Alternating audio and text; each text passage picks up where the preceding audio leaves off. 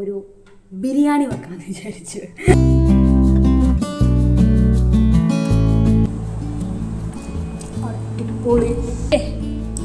ഓ super. നമുക്കൊരു ഉമ്മ എന്നാട്ടെ, ഒന്നുകൂടി ഇപ്പത്തൊന്ന് ഉമ്മ എന്നാട്ടെ.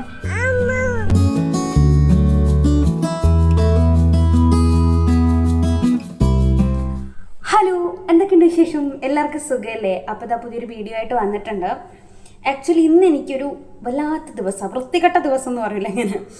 ഒന്നാമത് ബോഡി പെയിന്, കാര്യങ്ങൾ, വയറുവേദന, പീരീഡ്സിൻ്റെതായ പ്രശ്നങ്ങളുണ്ട്. അങ്ങനത്തെ ദിവസങ്ങളിൽ ഇപ്പം ഇത്രയും കാലം എനിക്ക് അങ്ങനത്തെ വലിയ പ്രശ്നങ്ങളൊന്നും ഉണ്ടല്ല. പക്ഷേ ഒരു രണ്ട് മൂന്ന് മാസമായിട്ട് ഇങ്ങനെയാണ് അവസ്ഥ. ഭയങ്കരമായിട്ട് ക്ഷീണം, കിടക്കയിൽ എഴുന്നേക്കാൻ തോന്നൂല അങ്ങനെ. അപ്പം രാവിലെ ഒന്നും ഫുഡ് കഴിച്ചിട്ടില്ല, ഉച്ചക്കും ഫുഡ് കഴിച്ചിട്ടില്ല, കഞ്ഞിയാണ് നന്നാക്കിയത്. അപ്പം കുറച്ച് കഴിഞ്ഞപ്പോൾ ഞാൻ വിചാരിച്ചു ഇങ്ങനെ കിടന്നു പോയി കഴിഞ്ഞ് കഴിഞ്ഞാൽ നമുക്ക് അങ്ങനെ തന്നെ ക്ഷീണമായിരിക്കും. അപ്പോൾ ഞാൻ എഴുന്നേറ്റിട്ട് ഒരു ബിരിയാണി വെക്കാമെന്ന് വിചാരിച്ചു. അപ്പോൾ നല്ല സുഖമല്ലേ, വെറുതെ സുഖമില്ലാണ്ടിരിക്കുമ്പോൾ എഴുന്നേറ്റിട്ട് ബിരിയാണി വെക്കാൻ വേണ്ടിയിട്ട് എന്നായിരിക്കും നിങ്ങൾ പലരും ചിന്തിക്കുന്നുണ്ടാവുക. പക്ഷേ ചില കാര്യങ്ങൾ ചെയ്യുമ്പോൾ നമുക്ക് ഭയങ്കര കുറച്ച് റിലീഫ് കിട്ടും. ഈ ഇടയായിട്ട് എനിക്ക് കുറച്ച് ക്ലീനിങ്ങിൽ കുറച്ച് ഭയങ്കരമായിട്ട് അങ്ങനത്തെ ഒരു റിലീഫ് കിട്ടാറുണ്ട്. കാരണം എന്തെങ്കിലും വീടൊക്കെ ഒന്ന് ക്ലീൻ ചെയ്ത് വെച്ചാൽ നമ്മളെ മൈൻഡ് ഓക്കെ ആറുണ്ട്. പക്ഷേ ഇന്ന് ഫിസിക്കലി എനിക്ക് അതിനുള്ള ആവതില്ലാത്തത് കൊണ്ട് നമുക്ക് അധിക ശരീരം അനങ്ങാണ്ട് എന്തെങ്കിലും ചെയ്യാമെന്നുള്ളത് ആലോചിച്ചപ്പോഴാണ് നമുക്ക് ഈ കുക്കിംഗ് എന്നുള്ള കാര്യം പറഞ്ഞത്. ഏതായാലും ഞാൻ ഇന്ന് രാത്രി ബിരിയാണി വെക്കാമെന്ന് വിചാരിച്ച് നിന്നു. പിന്നെ വിചാരിച്ചു ഏതായാലും രാവിലെയും ഉച്ചക്കൊന്നും കഴിച്ചിട്ടില്ല, അപ്പം ബിരിയാണി വെച്ച് കഴിഞ്ഞാൽ ഇന്ന് ഹോൾ ഡേക്കുള്ള ഒറ്റ മീലായല്ലോ എന്ന് വിചാരിച്ചിട്ടാണ്. പിന്നെന്താ, അപ്പോൾ അത് ജസ്റ്റ് ഞാനൊരു വ്ളോഗായിട്ട് എടുക്കാമെന്ന്. വ്ളോഗ് ചെയ്യുമ്പം വേറൊരു ഗുണമുണ്ട്. കാരണം നമ്മളെല്ലാം ഇങ്ങനെ ഓർഗനൈസ്ഡ് ആയിട്ട് അടിപൊളിയായിട്ട് മൈൻഡ് ഓക്കെ ആയിട്ട് ചെയ്യും. അല്ലെങ്കിൽ നമ്മൾ ആർക്കോ വേണ്ടിയിട്ട് അയ്യോ എങ്ങനെയെങ്കിലും അങ്ങനെയായിരിക്കും. അപ്പോൾ അതുകൊണ്ടാണ് ഞാൻ വ്ളോഗ് എടുക്കാനുള്ള മെയിൻ കാരണം. പിന്നെ കുറേ ദിവസമായി ഡെയിലി വ്ളോഗും കാര്യങ്ങളൊക്കെ ഷൂട്ട് ചെയ്തിട്ട്, അങ്ങനെയും ഒരു റീസൺ ഉണ്ട്. അപ്പോൾ അധികം വർത്തമാനം പറഞ്ഞിരിക്കുന്നില്ല. ആ ദിവസം ഉറങ്ങുന്നതാണ്. കുട്ടാടൻ ഓഫീസിൽ പോയി. കുട്ടാടൻ നൈറ്റ് ഫുഡ് വേണ്ട, അതുകൊണ്ട് തന്നെ എനിക്ക് ഈ ഒരു മീലിൽ ഈ ഒരു ടൈമിൽ ഫുഡിലങ്ങ് എല്ലാം ക്ലോസ് ചെയ്യാമെന്ന് വിചാരിക്കുന്നു. അപ്പോൾ അതുള്ള ഫുഡും കാര്യങ്ങളൊക്കെ ആയിട്ടുണ്ട്. ഇനിയിപ്പോൾ അവനെ എഴുന്നേറ്റ് ഫുഡ് കൊടുക്കലേ ഉള്ളൂ. അതിനിടയ്ക്ക് നമുക്ക് വേഗം ബിരിയാണി ആക്കാം. യൂട്യൂബിൽ ഒരു ആബിദ റഷീദ് എന്ന് പറഞ്ഞിട്ടുള്ളൊരു പുള്ളിക്കാരത്തിൻ്റെ ഷെഫാണ്. പുള്ളിക്കാരത്തിൻ്റെ ചാനലിൽ ഒരുപാട് റെസിപ്പീസ് ഉണ്ട്. അതിൽ മലബാർ ചിക്കൻ ബിരിയാണി ഉണ്ട്. അത് ഞാൻ മുന്നേ ഒരിക്കൽ ട്രൈ ചെയ്തിട്ടുണ്ടായിരുന്നു, അടിപൊളിയായിരുന്നു, രക്ഷയില്ല. അപ്പോൾ അത് നിങ്ങൾക്ക് നോക്കാം. അതിൻ്റെ അകത്ത് നല്ല റെസിപ്പീസ് ഉണ്ട്. മലബാർ, അതായത് നമ്മൾ കണ്ണൂർ, കോഴിക്കോട്, മലപ്പുറം അങ്ങനെ സൈഡിലുള്ള ആൾക്കാർക്ക് കൂടുതൽ റിലേറ്റ് ചെയ്യാൻ പറ്റുന്ന ടൈപ്പിലുള്ള ഫുഡാണ് ആബിദ റഷീദിൻ്റെ ചാനലിലുള്ളത്. മലബാർ ചിക്കൻ ബിരിയാണിയൊക്കെ നമുക്ക് കാണുമ്പോൾ നമ്മൾ കല്യാണ വീട്ടിലൊക്കെ പോയി കഴിക്കുന്ന ഒരു ഫീൽ കിട്ടും. അപ്പോൾ ആ ഒരു റെസിപ്പി നോക്കിയിട്ട് ഞാൻ ഉണ്ടാക്കുന്നത്. എക്സാക്റ്റ് എല്ലാ സാധനങ്ങളും ഇല്ല, എന്നാലും ഉള്ള സാധനങ്ങൾ വെച്ചിട്ട് ഞാൻ അതുപോലെ ഉണ്ടാക്കി നോക്കാമെന്ന് വിചാരിക്കുന്നു. അപ്പോൾ നമുക്ക് വേഗം വീഡിയോയിലേക്ക് പോകാം. ബിരിയാണി വെക്കുക എന്നുള്ളത് ഇപ്പം കുറച്ചായിട്ട് എന്നെ സംബന്ധിച്ചിടത്തോളം വലിയൊരു ടാസ്ക് ഒന്നുമല്ല. പക്ഷേ എന്നാലും ഓരോരിക്കൽ വെക്കുമ്പോഴും ഞാൻ പുതിയ ടേസ്റ്റ് ട്രൈ ചെയ്യാൻ നോക്കാറുണ്ട്. എപ്പോഴും ഒരു രീതി തന്നെ ഫോളോ ചെയ്യാണ്ട്. പണ്ടൊക്കെ ആണെങ്കിൽ അഥവാ കൊളായി പോകുമോ എന്നുള്ള പേടിയിൽ എപ്പോഴും ഒരേ റെസിപ്പി തന്നെയായിരുന്നു ട്രൈ ചെയ്യാറ്. പക്ഷേ ഇപ്പം ഞാൻ പല രീതിയിൽ വെച്ച് നോക്കാറുണ്ട്. വളരെ കുറച്ച് 1-2 പ്രാവശ്യം എന്തെങ്കിലും പ്രശ്നം പറ്റിയിട്ടുണ്ടെങ്കിൽ ഉണ്ടാവും. അതന്നെ കഴിക്കാൻ പറ്റാത്ത രീതിയിലുള്ള പ്രശ്നങ്ങളൊന്നും പറ്റിയിട്ടുമില്ല. അപ്പം ഇന്നത്തെ എൻ്റെ റെസിപ്പി ഞാൻ നേരത്തെ പറഞ്ഞതുപോലെ തന്നെ ആബിദ റഷീദ് എന്ന് പറഞ്ഞിട്ടുള്ളൊരു ഷെഫിൻ്റെ റെസിപ്പിയാണ്. ഇത്ര കാലവും ഞാൻ ഒരുപാട് പ്രാവശ്യം ട്രൈ ചെയ്തിട്ടുണ്ട്. ഓതൻറ്റിക് ആയിട്ടുള്ള ഒരു തലശ്ശേരി ബിരിയാണി കഴിക്കണം. നമ്മൾ തലശ്ശേരിയുള്ളവർക്കറിയാം, ആറാവിസിലെയും അതുപോലെ തന്നെ പാരീസിലൊക്കെ റെസ്റ്റോറൻറ്റിൽ ബിരിയാണി കഴിക്കുമ്പോഴും ഏറ്റവും കൂടുതൽ നമ്മൾ തലശ്ശേരിയിൽ കല്യാണ വീട്ടിലെ ബിരിയാണി കഴിക്കുമ്പോഴാണല്ലോ നമുക്ക് ആ ഒരു തലശ്ശേരി ബിരിയാണീൻ്റെ ടേസ്റ്റ് കിട്ടുക. അത് കിട്ടണം എന്നുള്ള രീതിയിൽ ഞാൻ പല റെസിപ്പിയും ട്രൈ ചെയ്തിട്ടുണ്ട്. പക്ഷേ ഫൈനലി എനിക്കിപ്പം ആ ഒരു ടേസ്റ്റിനോട് ആ ഒരു അതേ ടേസ്റ്റ് തന്നെ ഫീൽ ചെയ്ത ഒരു റെസിപ്പിയാണ് കേട്ടോ ഇത്. അതുകൊണ്ട് ഇത് നിങ്ങൾ ട്രൈ ചെയ്ത് നോക്കിയാൽ നിങ്ങൾക്ക് നല്ലൊരു മലബാർ ചിക്കൻ ബിരിയാണി കഴിക്കാം, അത്രേ എനിക്ക് പറയാൻ പറ്റുള്ളൂ. പിന്നെ റെസിപ്പിയും കാര്യങ്ങളൊന്നും ഞാൻ ഡീറ്റെയിൽഡായിട്ട് പറയുന്നില്ല. ആബിദ റഷീദിന് യൂട്യൂബിൽ അടിച്ചു നോക്കിക്കഴിഞ്ഞാൽ അവർ മലബാർ ചിക്കൻ ബിരിയാണിന്നോ അല്ലെങ്കിൽ മലബാർ ബീഫ് ബിരിയാണിയോ ഒക്കെ അവർ റെസിപ്പി ആയിട്ടുണ്ട്. അപ്പം ഞാൻ ആദ്യം തന്നെ ഇതിൻ്റെ മെയിനായിട്ട് വേണ്ടത് ഉള്ളി പൊരിച്ചെടുക്കുക എന്നുള്ളതാണ്. നമ്മളധികം ആരും അങ്ങനെ മെനക്കേടായതുകൊണ്ട് ജസ്റ്റ് ചോറിലിടാൻ തന്നെ വീട്ടിൽ നിന്നാക്കുമ്പോൾ ഭയങ്കര റെയറാണല്ലോ ഉള്ളി പൊരിച്ചെടുക്കുക എന്നുള്ളത്. അപ്പം ഞാൻ അത്യാവശ്യം ഒരു 2-2.5 ഉള്ളി കുളം പൊരിച്ചെടുക്കുന്നുണ്ട്. മസാലക്കും ആവശ്യമുണ്ട്, അല്ലാതെ നമുക്ക് ദമ്മിടുമ്പോൾ എടുക്കാം. ഞാൻ ഇപ്പുറത്ത് തന്നെ ചോറും കൂടെ ആക്കുന്നുണ്ട്. ചോറ് നല്ല ഓയിലും നെയ്യ് എൻ്റെ കയ്യിലില്ലായിരുന്നു. ഓയിലൊഴിച്ചിട്ട് പട്ട, ഗ്രാമ്പു, ഏലക്കായ, ബേ ലീവ്സൊക്കെ ഇട്ടിട്ട് ഒന്ന് അതായത് കഴുകി വെച്ച അരി ഒന്നിട്ട് വറുത്തെടുക്കുക. എന്നിട്ട് അതിനകത്തേക്ക് എത്രയാണോ അരിയെടുത്ത് അതിൻ്റെ ഡബിൾ, 1 ഗ്ലാസ് ആണെങ്കിൽ 2 ഗ്ലാസ് വെള്ളം ഒഴിച്ചിട്ട് ഉപ്പ് ഇട്ടിട്ട് നാരങ്ങാനീരിൻ്റെ അത് ഊറ്റിച്ചിട്ട് വിസിൽ ഒഴിവാക്കി അടച്ചു വെക്കുക. അങ്ങനെയാണ് ചോറ് ഞാൻ ആക്കാറ് പൊതുവേ. പിന്നെ മസാലയ്ക്ക് വേണ്ടിയിട്ടുള്ള ഉള്ളിയൊക്കെ ഞാൻ വറുത്ത് കോരിയിട്ടുണ്ട്. പിന്നെ രണ്ടും ഒരേ ടൈമാണ് ചെയ്യുന്നത്. അത്യാവശ്യം വെള്ളമൊക്കെ ഒഴിച്ച് ഉപ്പ് വേണ്ടത് ഉപ്പും കൂടി ഇട്ടിട്ട് ഞാൻ കുക്കർ അടച്ചു വെക്കുന്നുണ്ട്. ചോറ് അവിടെ നിന്ന് ആയിക്കോളും. വടക്കൊന്ന് തുറന്ന് നോക്കണം എന്നേ ഉള്ളൂ. വിസിലിട്ടിട്ട് ആക്കുമ്പം ചില സമയത്ത് എനിക്ക് ചീഞ്ഞു പോകുന്ന പോലെ തോന്നാറുണ്ട്. പക്ഷേ വിസിലിടാണ്ടാക്കുമ്പോൾ നമുക്ക് ഇടയ്ക്കിടയ്ക്ക് നോക്കാമല്ലോ. അങ്ങനെ അപ്പം ഉള്ളി വറുത്തിട്ട് നോക്കുമ്പോൾ ഉള്ളി മസാലയ്ക്ക് ഇല്ലാത്ത പോലെ തോന്നുന്നുകൊണ്ട് ഞാൻ ഒന്നുകൂടെ എടുത്തിട്ടുണ്ട്. ചെറിയ ഉള്ളിയാണ് എടുത്തത്. ആദ്യം 3 എടുത്തു. 2.5 ഞാൻ വറുത്തിട്ടുണ്ട്. പിന്നെ ഒരു ഉള്ളിയും കൂടി എടുത്തു. അപ്പോൾ 1.5 ഉള്ളി നമുക്ക് മസാലയ്ക്ക്. പിന്നെ ഒരു തക്കാളി ഫുള്ള് ഞാൻ കട്ട് ചെയ്ത് വെച്ചിട്ടുണ്ടെങ്കിൽ എടുക്കുന്നില്ല. പിന്നെ ഞാൻ ചിക്കൻ കഴുകി വെക്കുന്നുണ്ട്.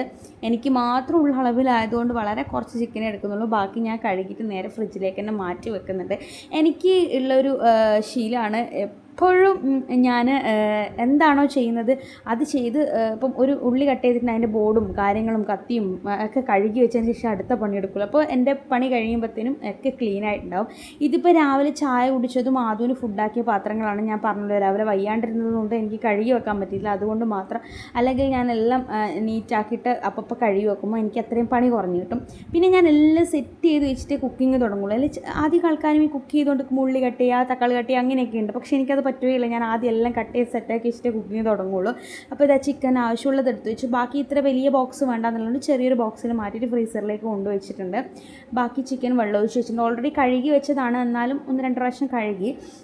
അതിനുശേഷം ഞാനിതാ മസാലയാക്കാൻ വേണ്ടിയിട്ടുള്ള പാത്രം, ആ ചിക്കൻ എടുത്ത് വെച്ച് പാത്രമൊക്കെ ഒന്ന് കഴുകി വെക്കുന്നുണ്ട് അപ്പം തന്നെ. അപ്പോൾ ആ പണി അവിടെ കഴിഞ്ഞല്ലോ, പിന്നെ അതൊരു വലിയ പണിയായിട്ട് ബാക്കിയാവില്ല. പിന്നെ ഞാൻ പാൻ അടുപ്പത്ത് വെക്കുന്നുണ്ട്. നേരത്തെ ഉള്ളി വാട്ടിയ അതേ എണ്ണ തന്നെയാണ് ഞാൻ മസാലയ്ക്ക് യൂസ് ചെയ്യുന്നത്. അപ്പോൾ നല്ല ഫ്ലേവർ ഉണ്ടാവും എണ്ണയ്ക്ക്. അപ്പോൾ അതിലേക്ക് ആദ്യം നമ്മൾ ഉള്ളി മുറിച്ച് വെച്ച് ഉള്ളി ഇട്ടിട്ട് നന്നായിട്ടൊന്ന് വഴണ്ടി വരും. അധികം ഇങ്ങനെ കുഴഞ്ഞു പോകണ്ട, ജസ്റ്റ് ഒന്ന് കളറ് മാറി ഒന്ന് ഈ ഒരു പരിവാകുമ്പോൾ നമുക്ക് ചിക്കനാണ് ഇട്ട് കൊടുക്കുക. നമ്മൾ അധികം ഇഞ്ചി വെളുത്തുള്ളി ഇട്ട് തക്കാളി ഇട്ട് മുളക് പൊടികളിട്ട് എന്നിട്ടുള്ള ചിക്കൻ ഉള്ളൂ. പക്ഷേ ഇത് വേറെ ഒരു സ്റ്റൈലാണ്. അതാണ് എനിക്കിത് ഭയങ്കരമായിട്ട് ഇഷ്ടപ്പെടാൻ കാരണം. അപ്പം ഇങ്ങനെ ആക്കി ഒന്ന് ഇളക്കിയതിന് ശേഷം മാത്രമേ ഉപ്പിടാവൂ. അതായത് ചിക്കൻ ഇട്ട് ഒന്ന് ചിക്കനിൻ്റെ പോസൊക്കെ ഒന്ന് ഓപ്പണായി വരുമ്പം ആ ഒരു റെഡ് കളറൊക്കെ മാറി ഒരു വൈറ്റ് കളർ ആകുമ്പോൾ ഉപ്പിടാൻ പാടുള്ളൂ. അതൊക്കെ അതിനകത്ത് പറയുന്നുണ്ട്. നിങ്ങൾക്ക് ഡീറ്റെയിൽ റെസിപ്പി വേണമെങ്കിൽ അതിൻ്റെ അകത്ത് നോക്കാം. അപ്പോൾ എന്നിട്ട് നന്നായിട്ട് ഇളക്കി ഒന്ന് സെറ്റ് ഇടക്കിടയ്ക്ക് ഞാൻ ചോറ് നോക്കുന്നുണ്ട് കേട്ടോ അതിലിടക്ക്. അപ്പോൾ ഞാനൊന്ന് നന്നായിട്ട് വഴണ്ടി വരുമ്പം ഇഞ്ചി വെളുത്തുള്ളി പേസ്റ്റ് ഇടുക. ഇഞ്ചി വെളുത്തുള്ളി പച്ചമുളക് പേസ്റ്റ് ഇടുക. ഞാൻ ചതക്കുവാണ് ചെയ്യുക കല്ലിലിട്ടിട്ട്. ഞാൻ ഒരിക്കലും മിക്സിയിലിട്ട് ഇതാക്കാറില്ല, ചതച്ചെടുക്കും. അപ്പോൾ ഭയങ്കര ഫ്ലേവർ. ഇതിടുമ്പോൾ തന്നെ നല്ല മണമുണ്ട്. അപ്പോൾ അതൊന്ന് സെറ്റായി വരുമ്പം അടുത്തതായി ഒഴിച്ചു കൊടുക്കുന്നത് കുറച്ച് തൈരാണ്. പക്ഷേ ഞാൻ തക്കാളി ഇട്ടതിന് ശേഷം തൈര് ഒഴിച്ചു കൊടുക്കണം. ഞാൻ പൊരിച്ച ഉള്ളിയാണ് ഇട്ട് കൊടുക്കുന്നത്. തൈര് ഒഴിച്ചതിന് ശേഷം ഗരം മസാല ഇട്ടതിന് ശേഷം മാത്രമേ നമ്മൾ പൊരിച്ചുള്ളി ഇടാൻ പാടുള്ളൂ. ഞാൻ എന്തോ ആവശ്യത്തിലും കിട്ടുപോയത് മറന്നുപോയി. പക്ഷേ എന്നാലും കുഴപ്പമൊന്നുമില്ല. ഈ തൈരിൻ്റെ വെള്ളത്തിൽ കിടന്നിട്ടാണ് നമ്മൾ ചിക്കൻ വെള്ളം ഇറങ്ങുമല്ലോ, ആ വെള്ളത്തിലാണ് ചിക്കൻ വെന്ത് കിട്ടുന്നത്. അപ്പോൾ ഇത് ലാസ്റ്റ് ഞാൻ അടച്ച് വെച്ചപ്പോൾ എനിക്ക് ഗരം മസാല ഇടാൻ ഓർമ്മ വന്നു. അപ്പോൾ ഇതാ ഗരം മസാലയും കൂടി ഇട്ടിട്ട് ഒരു 1/4 ടീസ്പൂണോളം ഞാൻ ഗരം മസാല ഇട്ട് കൊടുക്കുന്നുണ്ട്. ഗരം മസാല ഇട്ടിട്ട് വേണമെങ്കിൽ ഉപ്പും കൂടെ ടെസ്റ്റ് ചെയ്ത് നോക്കുക. ഉപ്പ് വേണമെങ്കിൽ ഈ ടൈം ഇട്ട് കൊടുത്തിട്ട് അടച്ചു വെച്ചിട്ട് ഒരു 10 മിനിറ്റ് വേവിച്ചാൽ മതി. അപ്പോഴേക്കും ഏകദേശം ചിക്കൻ ഒന്ന് വെന്ത് കിട്ടും. നാടൻ കോഴിയൊക്കെ ആണെങ്കിൽ കുറച്ച് അധികം ടൈം എടുക്കുള്ളൂ, അല്ലാണ്ട് സാധാ ബ്രോയിലറായും കുഴപ്പമില്ല. അപ്പോൾ നമ്മൾ ചോറൊക്കെ ഒന്ന് സെറ്റായി വന്നിട്ടുണ്ട്. അത് ഞാൻ കുറച്ച് എയർ പോകാൻ വേണ്ടിയിട്ട് തുറന്ന് വെച്ചിട്ട് അടച്ചു വെച്ചിട്ടുണ്ട്. അപ്പോൾ ഇതാ നമ്മളെ ചിക്കനും മസാലയും സെറ്റായിട്ടുണ്ട്. ഇനിയിപ്പോൾ ദമ്മിടണം. ദമ്മായിട്ടൊന്നും ഇടുന്നില്ല, ഞാൻ ജസ്റ്റ് മസാലേൻ്റെ മേലെ ചോറിട്ടിട്ട് നേരത്തെ പൊരിച്ച് വെച്ച് ബാക്കി ഉള്ളിയും കൂടി എടുത്ത് അതിൻ്റെ മുകളിലിട്ടിട്ട് ഒന്ന് അടച്ചു വെക്കുന്നേ ഉള്ളൂ. അപ്പോൾ ഒന്ന് സെറ്റായിക്കോളും. അപ്പോൾ അതാ എനിക്ക് ഭയങ്കര സാറ്റിസ്ഫൈഡ് ആയിട്ടുള്ള ഒരു റെസിപ്പിയാണ്. അതാ ഞാനിത് വീഡിയോ ആയിട്ട് തന്നെ ചെയ്യാമെന്ന് വിചാരിച്ചത്. അപ്പോൾ അത് ദമ്മിട്ടിട്ട് അത് അടച്ചു വെച്ചതിന് ശേഷം ഞാൻ ബാക്കിയുള്ള പാത്രങ്ങളും കൂടി കഴുകി വെക്കുവാണ്. ഈ ഒരു ട്രിക്ക് അടിപൊളിയല്ലേ? അല്ലെങ്കിൽ ഇപ്പോൾ ദൂരം പാത്രങ്ങൾ ഉണ്ടാവുമായിരുന്നു. ഇപ്പോൾ എല്ലാം ആ ടൈമിന് കഴുകി വെച്ചതുകൊണ്ട് അതൊക്കെ തീർന്ന് നീറ്റ് ആൻഡ് ക്ലീനായി. അപ്പം അങ്ങനെ ഞാൻ പാത്രങ്ങളൊക്കെ കഴുകി വെക്കുവാണ്. ഇനിയിപ്പം ഫുഡ് കഴിക്കണം, ടൈം കുറേ ആയിട്ടുണ്ട്. എന്തോ ആ ഒരു നേരത്തെ ഞാൻ പറഞ്ഞൊരു ടയർഡ്നെസ്സൊക്കെ പോയി ഒന്ന് റിഫ്രഷ് ആയതുപോലെ തോന്നിയിട്ടുണ്ട് ഒരു കുക്കിങ്ങും കാര്യങ്ങളൊക്കെ കഴിയുമ്പോഴത്തേനും. ഒരു അരമണിക്കൂർ മാത്രമേ ഈ ബിരിയാണി ആക്കാൻ വേണ്ടുള്ളൂ. പക്ഷേ ഞാൻ ഈ വീഡിയോയും കൂടി എടുക്കുന്നത് കൊണ്ടും പിന്നെ അതിനുള്ള ടൈം പോകുന്നത് കൊണ്ടും ഇടയ്ക്ക് ഫോൺ ചാർജ് ചെയ്യാൻ ഇടുന്നത് കൊണ്ടും ഒക്കെയാണ് 1 മണിക്കൂറോളം ടൈം എടുത്തിട്ടുള്ളത്. പക്ഷേ ഒരു അരമണിക്കൂർ കൊണ്ട് നമുക്ക് അടിപൊളിയായിട്ട് ഉണ്ടാക്കാൻ പറ്റിയ ബിരിയാണിയാണ്. പിന്നെ എനിക്കിങ്ങനെ ഒറ്റയ്ക്ക് കുക്ക് ചെയ്യുന്നത് ഭയങ്കര ഇഷ്ടമാണ്. നിങ്ങൾക്ക് എത്ര പേർക്ക് അത് ഇഷ്ടമാണെന്ന് അറിയില്ല. പക്ഷെ എനിക്ക് ഒറ്റയ്ക്ക് സ്വന്തമായിട്ട് എന്തെങ്കിലും ഉണ്ടാക്കി കഴിക്കുന്നതൊക്കെ ഭയങ്കര ഇഷ്ടമല്ലേ, എനിക്കും അത് ഭയങ്കര ഇഷ്ടമാണ്. എല്ലാം കഴിഞ്ഞ് ഗ്യാസ് കൂടെ തുടച്ച് വെച്ചപ്പോൾ ആ പരിപാടി അങ്ങ് തീർന്നിട്ടുണ്ട്. ഗൈസ്, സമയം ഇപ്പം 3:10 നമ്മൾ 2 മണി കഴിഞ്ഞ് 1 മണിക്കൂറായി ബിരിയാണി ആക്കാൻ തുടങ്ങിയിട്ട്. എല്ലാ പരിപാടിയും തുടങ്ങിയിട്ട് എല്ലാം 1 മണിക്കൂറിനുള്ളിൽ എല്ലാം കഴിഞ്ഞു. ഇതിന് മുന്നേ കഴിയും, ഇടയ്ക്കിടയ്ക്ക് വീഡിയോ ഒക്കെ എടുക്കേണ്ട ഒരു കാര്യം കൊണ്ട്, അല്ലെങ്കിൽ ഒരു അരമണിക്കൂർ അത്രയേ വേണ്ടുള്ളൂ ഈ ബിരിയാണി ആക്കാൻ വേണ്ടിയിട്ട്. പിന്നെ ഇത് സിമ്പിളാണ്, പക്ഷേ കുക്കർ ബിരിയാണിയൊക്കെ ആക്കുന്ന നമ്മളെ പോലത്തെ ആൾക്കാർക്ക് കുറച്ച് പണിയുണ്ട്. കാരണം ഇത് വഴറ്റുകയും കാര്യങ്ങളൊക്കെ, നമ്മളെല്ലാം സാധാരണ പെട്ടെന്ന് ബിരിയാണി ആക്കേണ്ടിയിട്ട് എല്ലാം കൂടെ കുക്കറിൻ്റെ ഒരു വിസിലടിച്ചാൽ പരിപാടി കഴിഞ്ഞു എന്നുള്ള രീതിയിലാണ്. പക്ഷേ ഇത് ഭയങ്കര വെറൈറ്റിയാണ്, ഓതൻറ്റിക് ടേസ്റ്റ് എന്നൊക്കെ പറഞ്ഞില്ല, അങ്ങനെ ടേസ്റ്റ് കിട്ടും. വെറും ഗരം മസാലയും ഉപ്പും മാത്രമേ ഇതിനകത്ത് എക്സ്ട്രാ പൊടികളായിട്ടുള്ള ആഡ് ചെയ്യുന്നുള്ളൂ. ബാക്കി ചിക്കൻ്റെ ആ ഒരു ഫ്ലേവർ, ഉള്ളീൻ്റെ ആ ഒരു ടേസ്റ്റൊക്കെയാണ്. എനിക്ക് എല്ലാ ഐറ്റംസും ഒന്നുമില്ല, കാരണം മല്ലിയിലേക്ക് നല്ലോണം വേണം. മല്ലിയില ഇല്ലായിരുന്നു ഇവിടെ, കാരണം ഇന്ന് വ്യാഴാഴ്ചയാണ്. ഏകദേശം ഓൾമോസ്റ്റ് സാധനങ്ങളൊക്കെ കഴിഞ്ഞിട്ടുണ്ട്. ഇനിയിപ്പം നമ്മൾ വീക്കിലി ഷോപ്പിങ്ങിന് പോകാനാവുന്നേ ഉള്ളൂ മറ്റന്നാൾ. അപ്പോൾ അതുകൊണ്ട് മല്ലിയില ഇല്ലായിരുന്നു. പിന്നെ അതുപോലെ തന്നെ വേറെന്തോ ഒരു സാധനം, പിന്നെ അവർ അതിൽ യൂസ് ചെയ്യുന്നത് അവരെ സ്പെഷ്യൽ മസാലയാണ്, ബിരിയാണി മസാല, ഗരം മസാല തന്നെ. പക്ഷെ നമ്മളിവിടെ വീട്ടിൽ പൊടിച്ച മസാല ഉള്ളതുകൊണ്ട് അതിട്ടു. അങ്ങനെ കുറച്ച് കാര്യങ്ങളൊക്കെ മാറ്റമുണ്ട്. പിന്നെ ദമ്മ് ഞാൻ ഒരാൾക്കാക്കും, പിന്നെ ദമ്മ് ഇട്ടിട്ടൊന്നും ആക്കണ്ടല്ലോ, അത് കുറച്ചല്ലേ ആക്കുന്നുള്ളൂ. അതുകൊണ്ട് ഞാൻ അത് മസാലേൻ്റെ മേലെ ചോറൊക്കെ ഇട്ട് സെറ്റാക്കിയത്. പിന്നെ കാഷ്യൂനട്ട്, കിസ്മിസ് അങ്ങനത്തെ ഒക്കെ ഇടേണ്ട അവർക്ക് ഇടാം. ടിപ്പിക്കൽ അതുപോലത്തെ റെസിപ്പി ആയെന്ന് ചോദിച്ചാൽ കുറച്ച് മാറ്റങ്ങളൊക്കെ ഉണ്ട്, എന്നാലും കുഴപ്പമില്ല. ഒരു ടേസ്റ്റ് എങ്ങനെ ഉണ്ടെന്ന് നമുക്ക് നോക്കാം. അപ്പോൾ വേഗം ഫുഡ് കഴിക്കട്ടെ. ഇപ്പം തന്നെ 3:15 വിശന്ന് പണ്ടാറിറങ്ങി. ഇനി പോയിട്ട് ഫുഡ് കഴിക്കട്ടെ.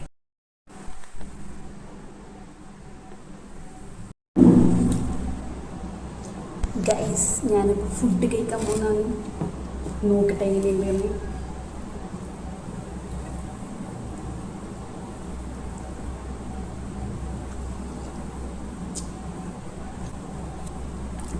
അടിപൊളി. വെറുതെ കണ്ട മസാലകളെല്ലാം വാരിടുന്നതിനെ കണ്ടാൽ എങ്ങനെയാണ്. ഞാൻ ഇതിന് മുന്നേ ഉണ്ടാക്കി നോക്കിയെന്ന് പറഞ്ഞില്ല ഈ ബിരിയാണിയും. പക്ഷെ അന്നേരം ഞാൻ എൻ്റെ മനസ്സ് അനുവദിക്കുന്നില്ല, മഞ്ഞൾ പൊടിയൊന്നും ഇടാണ്ട് എങ്ങനെയാണ് ബിരിയാണി വെക്കാം. അപ്പം ഞാൻ കുറേ എൻ്റേതായ രീതിയിൽ ആഡ് ചെയ്തിട്ടുണ്ടായിരുന്നു. പക്ഷെ ഇത് ഞാൻ വേറെ ഒന്നും ആഡ് ചെയ്തിട്ടില്ല, വെറും ഗരം മസാല ഉപ്പും മാത്രമേ ഉള്ളൂ. മല്ലിയിലയും കൂടി ഇട്ടിട്ടുണ്ടെങ്കിൽ കിട്ടുമായിരിക്കും, ഒന്നും പറയാനില്ല. ഞാൻ കഴിക്കട്ടെ എന്നാലേ. ഹലോ ഗൈസ്, ഒരാൾ നേരത്തെ എഴുന്നേറ്റ് ഫുഡെല്ലാം കഴിച്ച് കൊടുത്ത് കളിക്കുന്ന കണ്ടാ. പുതിയ ടോയ്സ് മീഷോന്ന് ഓർഡർ ചെയ്തിട്ടുണ്ടായിരുന്നു. അതാണ് അത്, ഞാൻ ബാക്ക് ക്യാമിൽ കാണിച്ചു. ടോയ്സ് പറ, പുതിയ ന്യൂ ടോയ് ഉണ്ട് പറ. ന്യൂ ടോയ്, ഇതാണ് ന്യൂ ടോയ്. അതിൻ്റെ മേലെ വേറെ ടോയ് ഇട്ടിട്ട്, അതിൻ്റെ മേലെ ബോളെല്ലാം പഴയ കളഞ്ഞു. ഇതിൽ വെച്ചാട്ടെ. അയ്യോ വെക്കുവാ, ഇന്നാ ഇതാ വെക്ക്, വെച്ചേ. ഗുഡ് ബോയ്, അടിപൊളി. ഇതാ അതും എടുത്തോ, ഇതാ 2 എണ്ണം, 2 ഇതാ 2 വെക്കേ. ഓ സൂപ്പർ,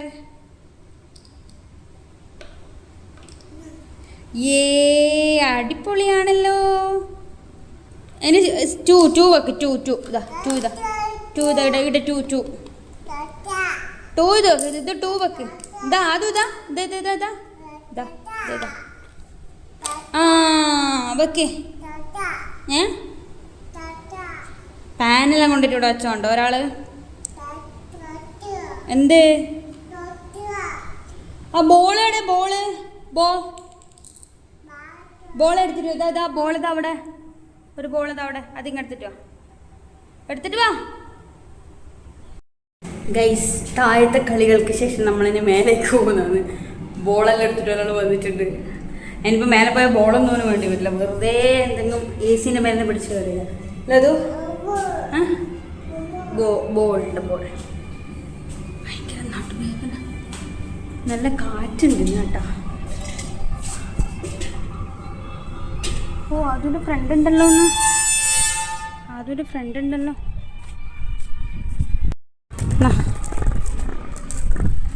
കാറ്റത്ത് പറന്നു പോന്നു ബോള്.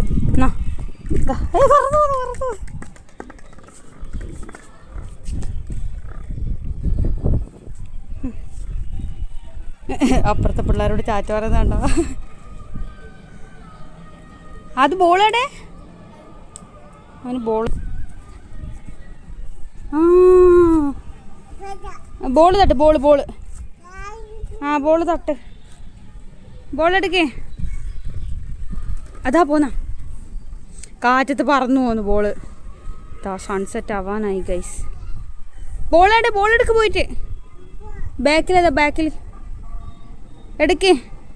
കാലിന് സോക്സിലോട്ട് നല്ല ഫുള്ള് ഒരഞ്ഞ് പൊട്ടിപ്പണിയാവും. നടക്കത് ബാക്കിലത് ബോളതാ. പോയിട്ടെടുക്കേ. നടന്ന് പോയിട്ടെടുക്കേ. അല്ലോ നിക്ക് എഴുന്നേരിക്കേ. നിക്കാതു. കാക്കയോ? കാക്കി കൊടുത്തു. കാക്ക എവിടെ? കാക്ക കൊടുത്തു. കാക്ക ഇങ്ങനെ കരയാ.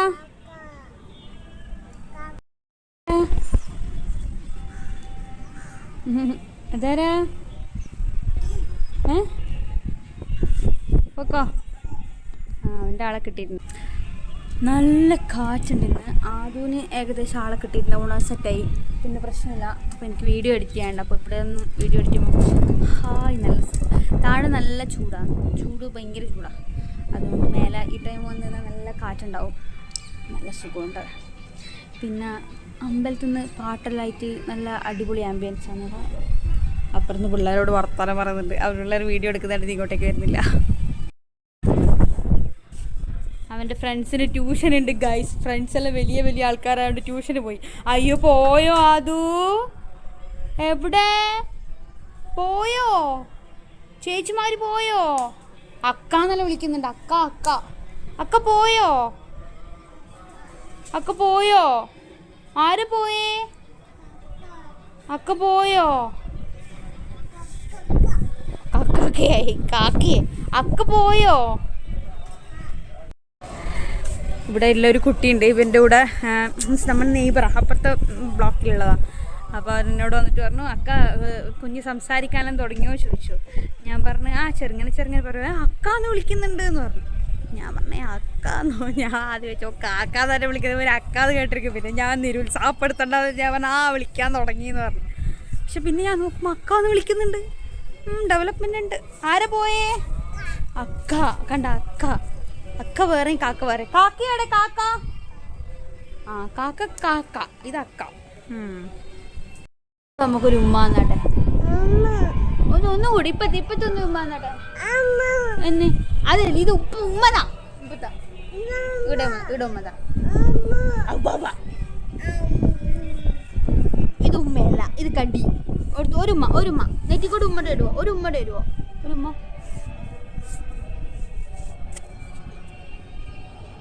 ടാറ്റയോ അതിലടക്കം വന്നിട്ട് അപ്പോ ഒരു ഉമ്മ തരുമോ പ്ലീസ്? അയ്യോ എൻ്റെ മുടി നടന്നാട്ടെ. എന്താ പോയിട്ട് അങ്ങോട്ട് നടക്കുന്ന നന്നാട്ടെ. അതിൻ്റെ മേലെ കയറാനല്ല, നടക്കാനാണ്. അങ്ങോട്ട് നടന്നിട്ടോ. അയ്യോ നടന്നിട്ട് വാ. വണ്ടി പോട്ടെ.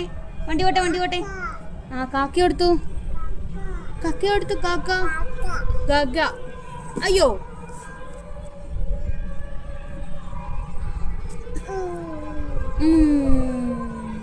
കേറിക്കോ. അയ്യോ ഗൈസ്, അപ്പോൾ സമയം വൈകുന്നേരം ആയി, രാത്രിയാവാൻ പോകുന്നു. അപ്പോൾ ഞാൻ ഈ വീഡിയോ ഇവിടെ വെച്ച് നിർത്തുന്ന, വെറുതെ വലിച്ചു നീട്ടുന്നില്ല. ചെറിയൊരു വീഡിയോ ആയിരിക്കും. അപ്പോൾ ഇനി അടുത്ത ഒരാളുടെ അടിയിലൂട്ട് പോകുന്നുണ്ടോ കേട്ടോ. ഇങ്ങനെ വലിയായി, അതുകൊണ്ടാണ് പിന്നെ സോക്സെല്ലാം ഇട്ട് കൊടുക്കുന്നത്. അപ്പം അതിന് വേറൊരു വീഡിയോ ആയിട്ട് കാണാം. അതുവരെ